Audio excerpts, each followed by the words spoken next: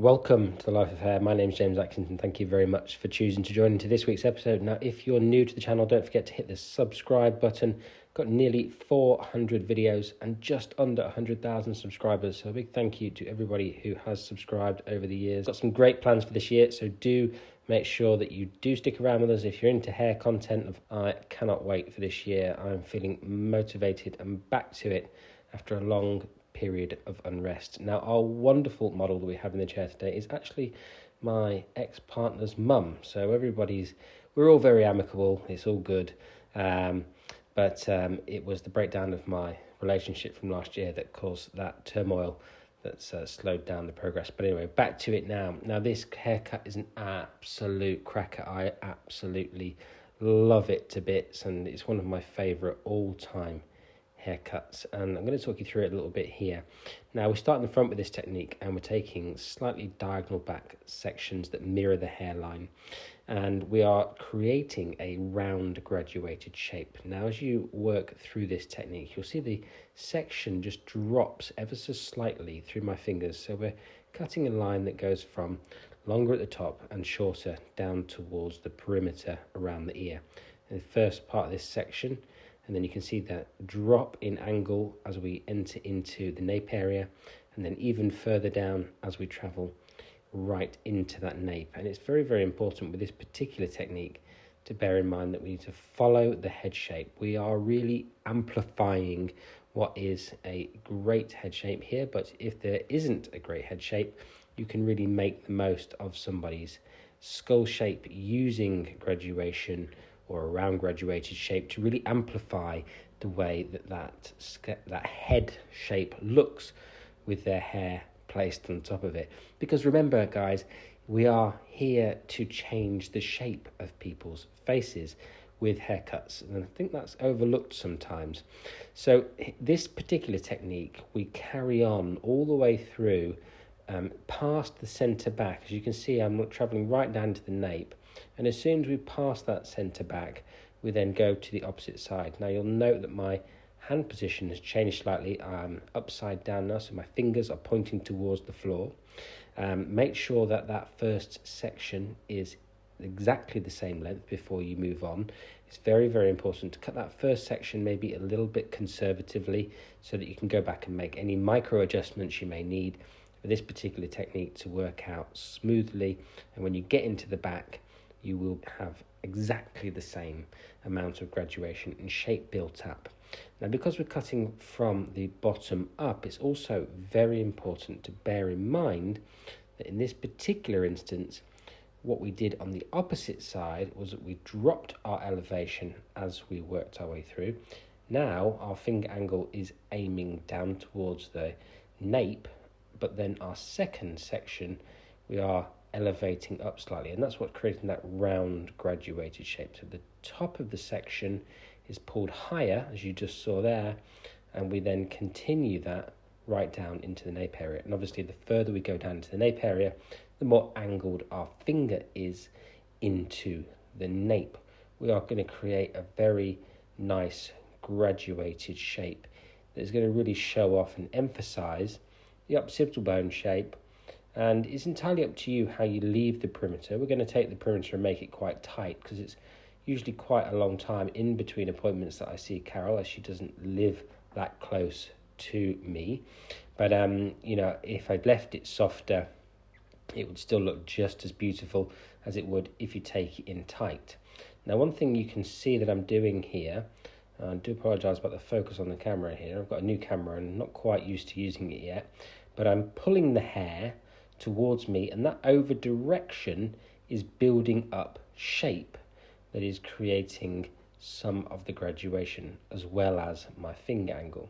Now, once we've gone through that left hand side and the right hand side, which we started on, we can then take horizontal sections and just make sure that we take off any point that we may have built up from over directing the hair to the left or the right as we travel through. And that's really, really important to remember. Now, one of the things I do while I move on to the top of the head is I make sure that I'm happy with how the hair is going to be worn and fall naturally, or however your client is going to style the hair. You can see there I'm just double checking with Carol that that's the direction of which she's going to wear her hair, so that I can be assured that the way that I now cut the top is going to sit perfectly when Carol blow dries it. Because what I love to do with all of my clients is give them a haircut that requires little to no blow drying. You know, there's nothing like when a client comes in and says, oh, that haircut you gave me, all I had to do was rough dry it and it looked fantastic every single day. They will really remember you for that, and that is a really big bonus for me. And whenever anybody says that to me, I'm always absolutely thrilled. Now what I've done here is I've split the head from the highest part down towards the back of the ear, and I'm just simply using a layering section that travels around the head shape and working my way down, and I'm not worrying too much about connecting this hair into the underneath as of yet. Now the layers are obviously cut shorter on the top, so there won't be an enormous amount of overhang because previously we're basically cutting exactly the same haircut. But if you had more length on the top, then of course you'd have more overhang for those underneath sections. Now what you saw me do a minute ago is I split the head into two, and that gave me a guideline for this front section. And the recession area on Carol's head is a little bit weaker, the hair's a bit finer. So that very, very center profile section, I actually cut around the head shape, but I didn't do that on subsequent sections, just to leave me a little bit more hair to play with.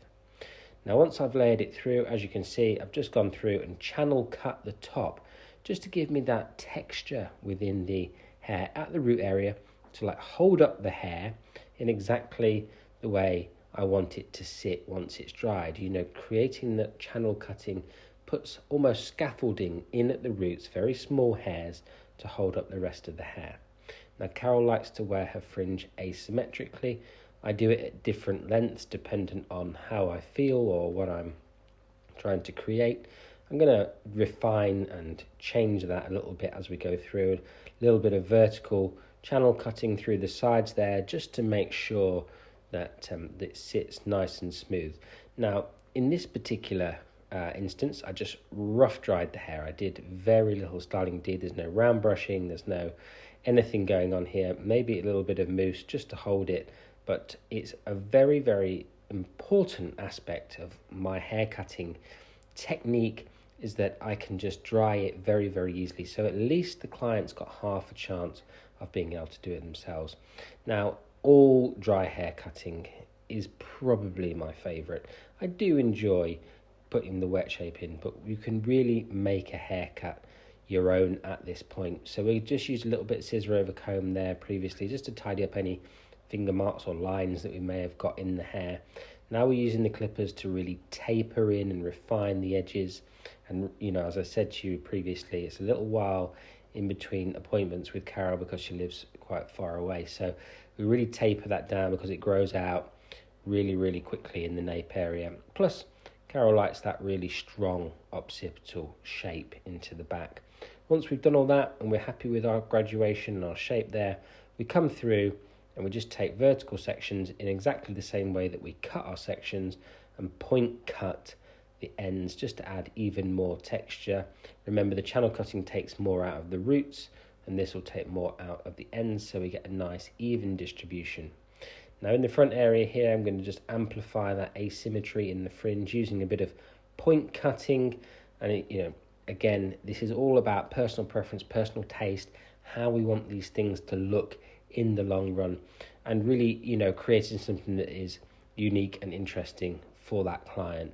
Because short hair doesn't have to be boring. There's so many things that we can do to short hair. Even if it's the same haircut over and over again, we can tweak that style to keep our clients feeling enthused about that style and not getting bored. So remember, small changes on a regular basis are always the way of retaining those clients and stopping them feeling like their haircut is just boring them to death. And quite often when that's the case, you can lose a client because they don't feel like you're willing to change their hair. I hope you've enjoyed this tutorial. Carol obviously is very pleased with her new do, and I hope to see you again in another episode of The Life Affair very, very soon.